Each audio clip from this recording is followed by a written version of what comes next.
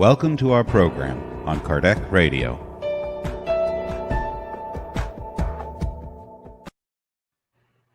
Hello, friends. Good afternoon. Welcome to Kardec Radio, to our daily prayer. I'm Alba Morales, live from Annapolis, Maryland. As every day at 6 p.m., we get here together to pray, to elevate our thoughts to the Creator, and we are doing this as a community. Even if it's a virtual community, our prayers has been heard. We are going to start with our initial prayer, an enlightening reading, and then our prayer, okay? So let us close our eyes and take a comfortable yet attentive position, and let us relax. Let us feel we are in a safe environment, surrounded but by good energy, by positive vibrations.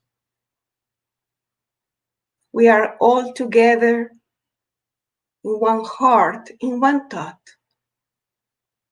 We say, "Dear Master Jesus of Nazareth, we welcome you to our small gathering. We ask you to guide us and to enlighten our minds and heart.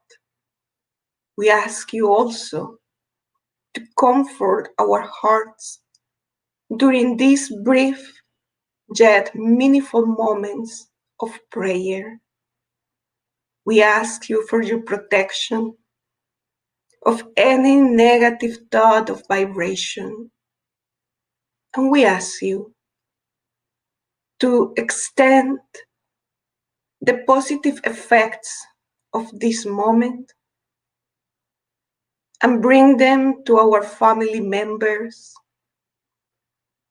to our friends, community members, and all of those who are in need of a moment of serenity, of a moment of inner silence, of a moment of feeling your encouraging words, soft yet firm, asking us to continue walking this journey of life. May your presence here among us be fruitful, and may your love embrace us all, and so be it. Hello, friends. Again, welcome to our daily prayer. Today is Friday, 6 p.m. I don't see any names here in the comments, but I see people that is there, so welcome. I don't know your names, but welcome. We are going to pray together. And for today, we have a very, very short reading or text from the book Christian Agenda. So allow me to share my screen. Okay. So this is chapter 20. It is called Natural Conclusions. The spirit author is Luiz, and the medium is Francisco Cándido Xavier. And Christian Agenda, it is a small book. We have been repeating these very short chapters, but each chapter is like a tip for life. It is a guideline on how we need to behave ourselves, how we need to transform our behaviors, our old habits to be a truly Christian. And obviously, Luiz expressed this not in the religious sense, but more in the philosophical sense, because being a Christian is a lifestyle.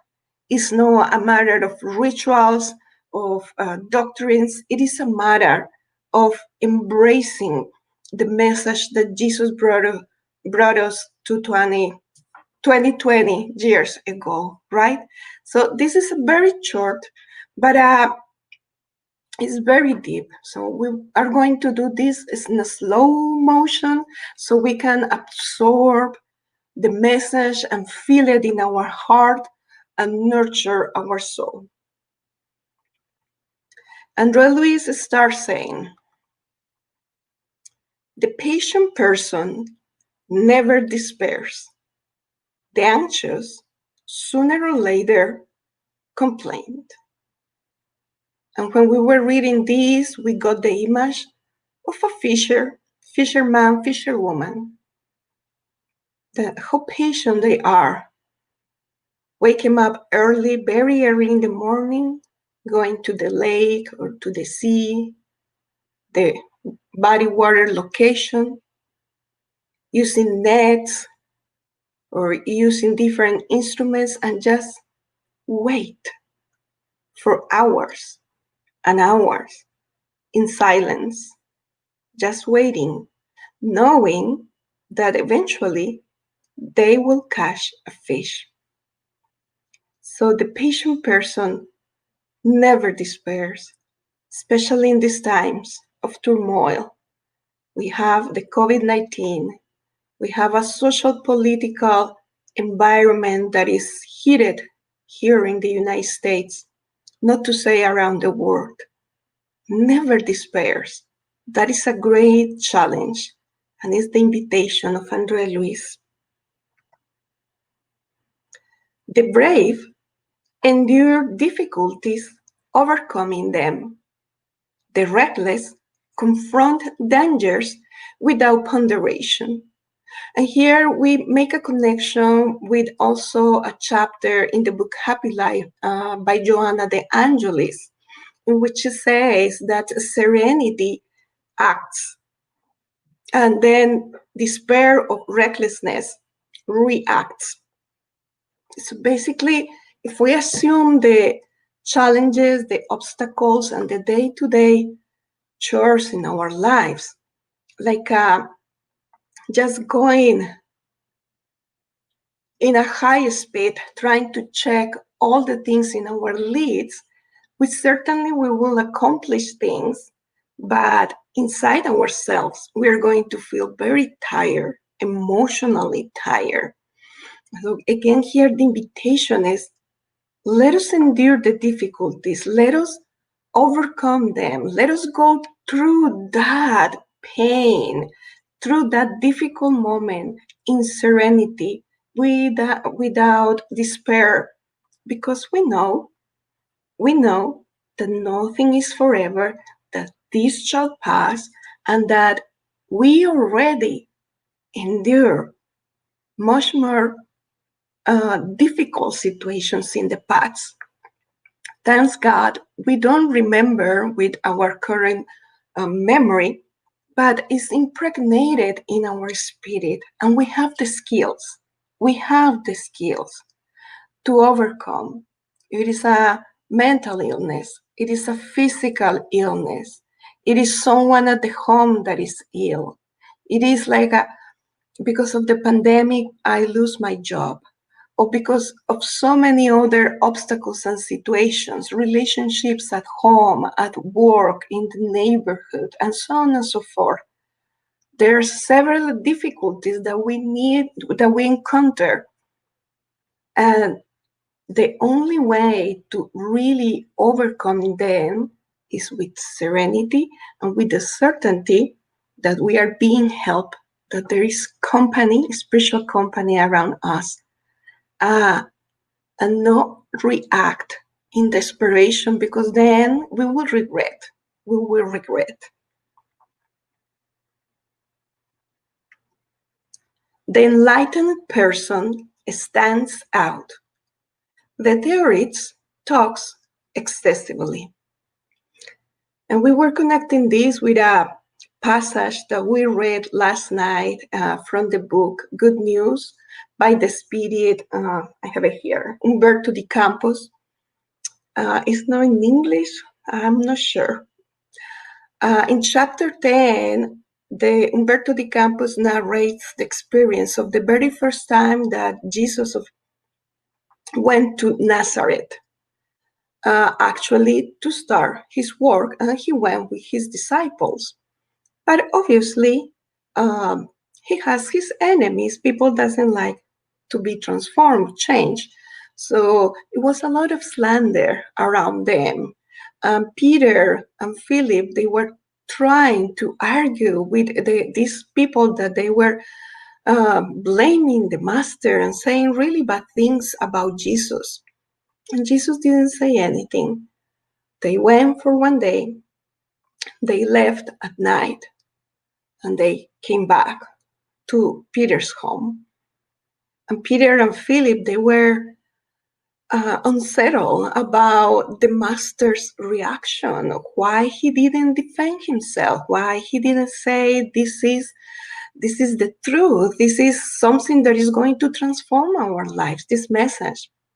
So Jesus listened to them and to their concerns, and he said basically that there is no need to argue when we have the need to work diligently in silence. In other words, if we are enlightened, if we know what we are called to do in this life, we don't need to defend ourselves from others, from slander, or from enemy. It is very hard. We are in the human level. It is terrible hard, but let us try. Let us try to keep quiet, and let us try to keep working in what we need to work. Each one of us, we have a mission, and it certainly probably is not to go around the world and enlighten everyone. It's our inner transformation. Each one of us know what are the areas that we need to transform and to improve. Over there is when we keep quiet and somebody is telling us things that we would like to react and say something, just let us calm down and let us, our actions speak for us. Of course, it's easy to say, it's hard to act. The friend studies ways to help. The adversary watches for means to hurt.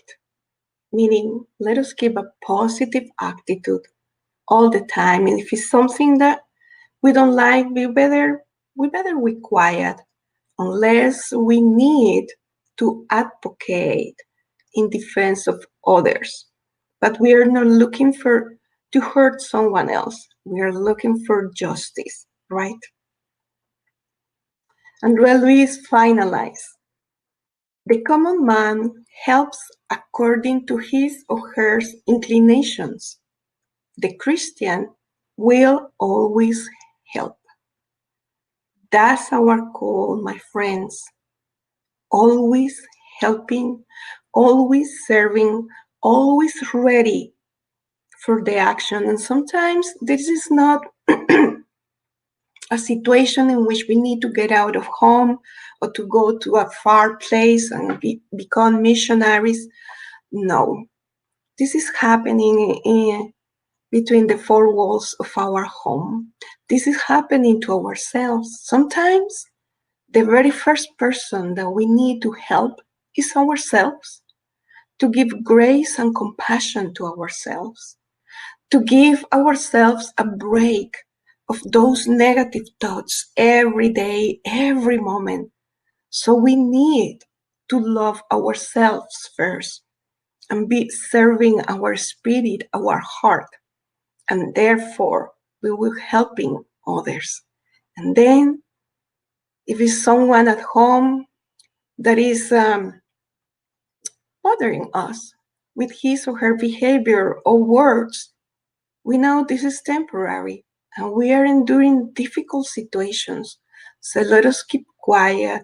Let us center ourselves.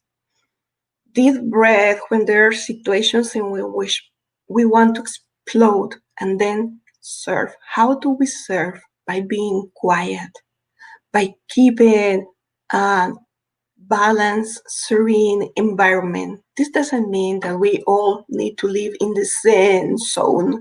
It means that we are trying to build a more respectful and fraternal atmosphere. Let us think about the Master when he tells us the story or the parable about the 100 sheep, and one of them got lost, and the shepherd left the 99 and went out for only one. And this was a difficult story to comprehend for the disciples and for the people in the time. It's like, how come you are going to sacrifice 99 for only one? Well, the 91 sheep, they were safe. They were in their barn or whatever's the place. But the other one was a risk. And that's the beloved sheep. And we are that little tiny sweet kind animal. We are that little tiny sweet kind spirit in the universe. And we deserve to be embraced and loved by our Master Jesus. So let us try to keep the serenity, to build a positive environment in our inner selves, and therefore we will, by consequence, we will creating this environment at home, at work, or wherever we are. It is difficult. It's the challenge that we accept in this reincarnation. Because after all, we accept to come to this world during this time. And it's very likely that we were aware that we were going to a transition. Transitions are not easy. Let us think about teenage years. It's not easy. Let us think for those who are parents or have little kids around when they start growing their teeth. It's a transition. It's not easy. Transition means growing, and growing means change, and change is painful. It's painful. But we're in this together, and it sounds like the slogan in TV, but we are. We are in this together. So, dear friends, let us hold our spiritual hands to encourage one another, to build strength in our muscles, spiritual muscles, and let us look and seek for that inner peace and that serenity. All right? Okay, I see Justin and Alexander and Abby. Thank you. Thank you, thank you. Let us reaccommodate in our seats, in the floor, in the chair, wherever we are. Let us breathe.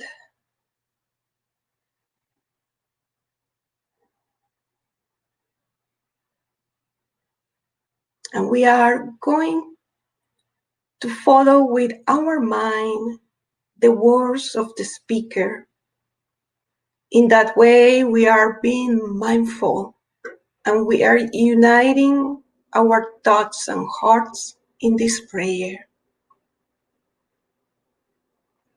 Dear Master Jesus, Governor of planet Earth, how grateful we are for these moments of enlightenment.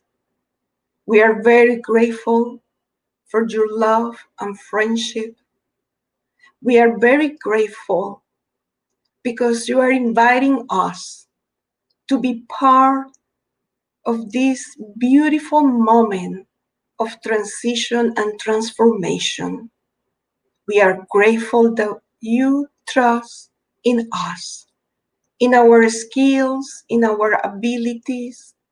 You trust our spirits, our hearts, and now we are part.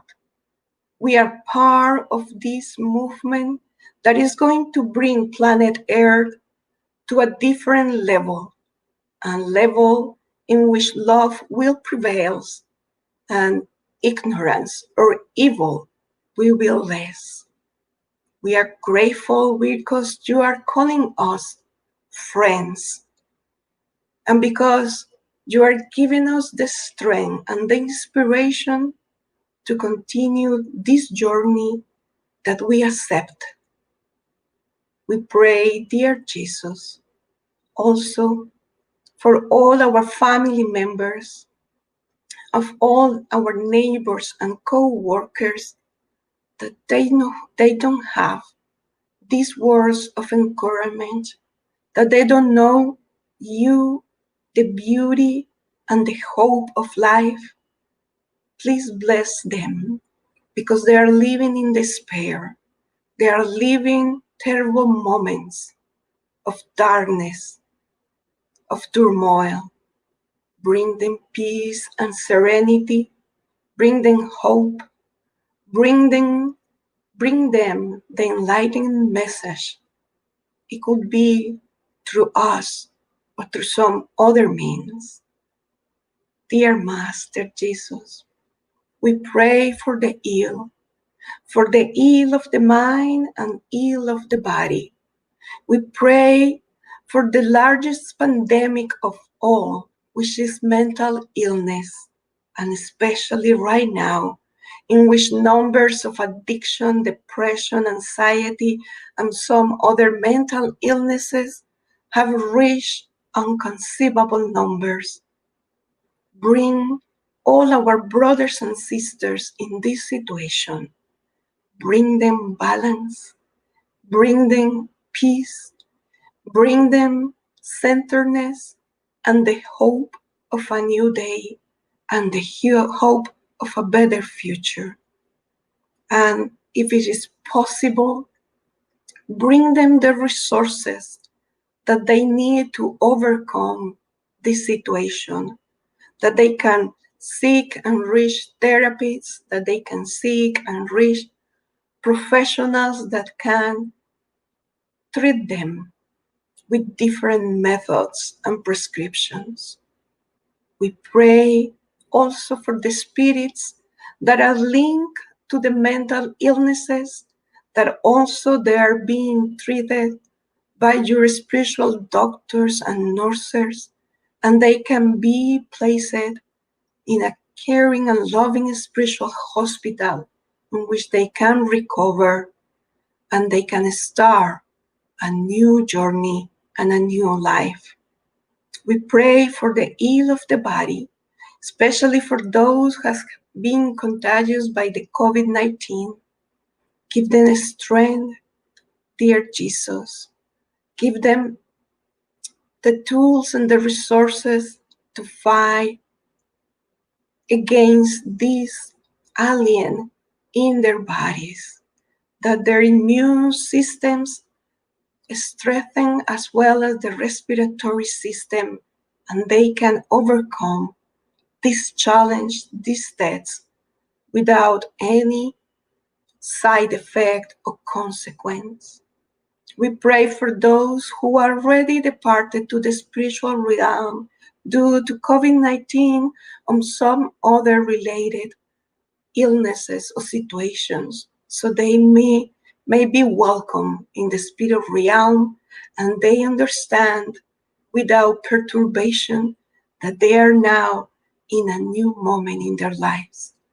We pray for comfort for those who are still on the planet, missing the loved ones that departed to the spirit realm. Bring them the comfort, the serenity, and the peace, knowing that this is a temporary separation and love will bring them together later in life, because you create us eternal, and because we won't die, and because we know that love is the only thing that will triumph over all things. May your blessings of kindness, serenity, peace, hope, well-being, joy, good humor, good health, reach us and envelop us tonight. May your love stay in our hearts during this weekend and the next week, and help us to transform our inner selves. In your name we pray, and so be it. Dear friends, Alexander, Justin, Abby, and all of those, thank you for praying here with us. We hope you're feeling much better, more light, and see you next Friday. Have a nice weekend. Bye.